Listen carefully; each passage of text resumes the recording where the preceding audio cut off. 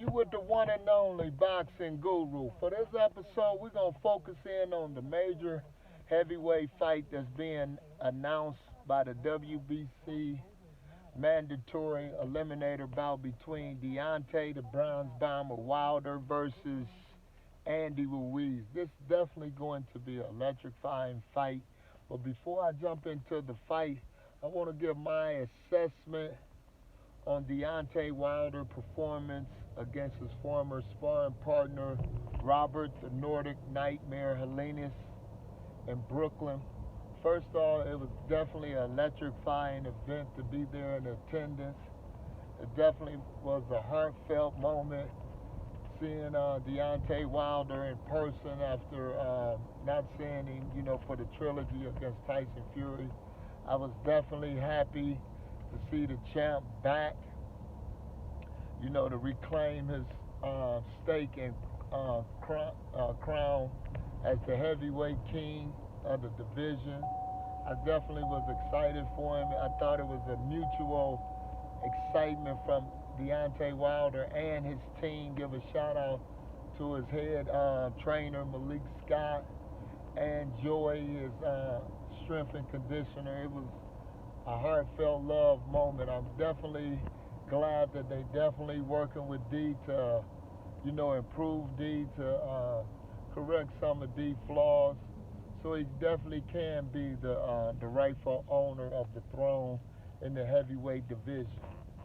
But my assessment for the fight against Robert Helenius, it definitely was a beautiful game plan that D and his team came up with.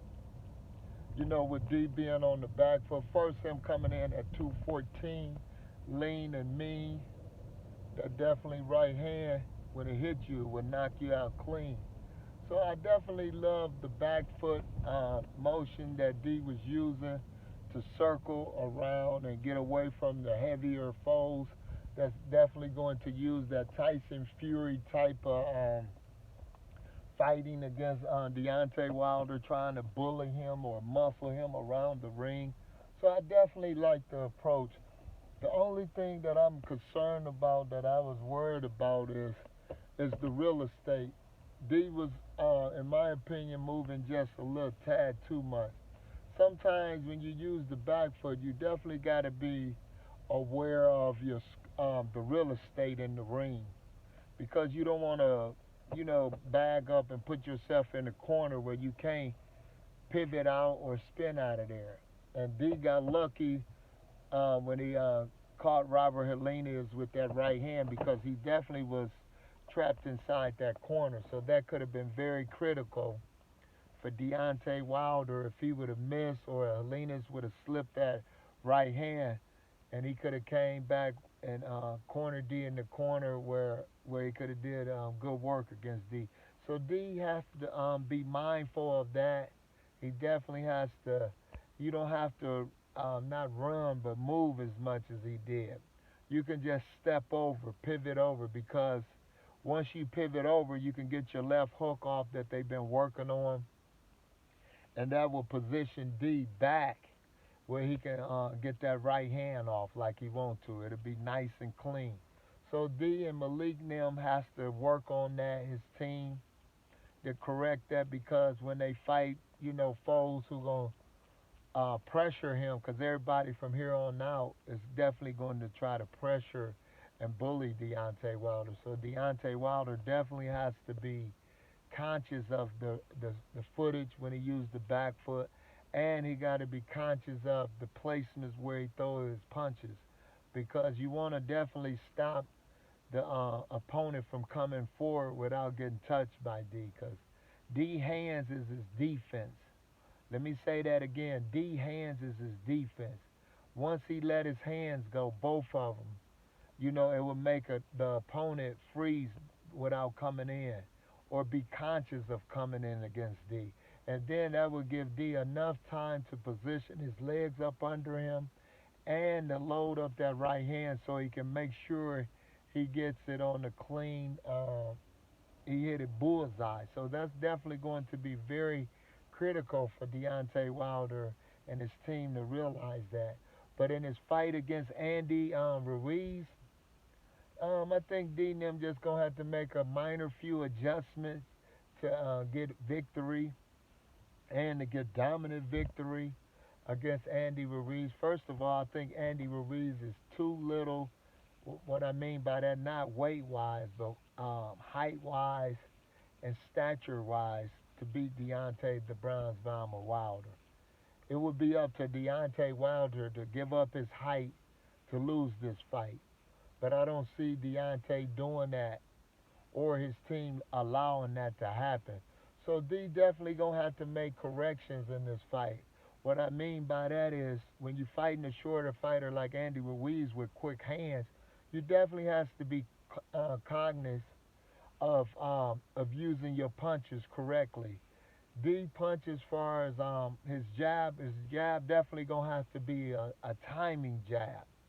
What I mean by that, his jab gonna have to be at certain times because Andy Ruiz definitely gonna be trying to get close to counter D or go over it or slip his jab. So D gonna have to use his jab in a timely like fashion. It might have to come out not every second, but it's gonna have to come out every other second with D step over and flip it out. So his position is definitely gonna be very critical because you don't want to leave no openings for Andy Ruiz to go over top of the jab. So D can use his jab as a counter. He can invite the shorter fighter Andy Ruiz in, and then while Andy's in line for the jab, D can shoot the jab out. It definitely will land, and then the right hand can come behind that. So it's definitely gonna be little tricks like that for D to set up so he can get the knockout that he definitely is going to be looking for. But he can't get too knockout happy against Andy Ruiz because Andy Ruiz is definitely a deadly fighter if you don't fight him smart and be cautious with him. Why I'm saying that because of his hands. Andy Ruiz's hands is like not a middleweight hands, the hand speed. Because if a bigger guy like what AJ was doing, giving up his height, Andy was able to counter him with two or three punches. And D don't want to do that. So you want to just stay on the outside, use timing, a counter jab, and not really load up on the right hand. So sometimes you're going to have to lower your jabs and counter and angle off of it because Andy is shorter. Because Andy going to try to get lower so Deontay Wilder punches can go over his head. So D and his team definitely going to have to be cognizant of that. They definitely going to have to be aware of different things of that nature.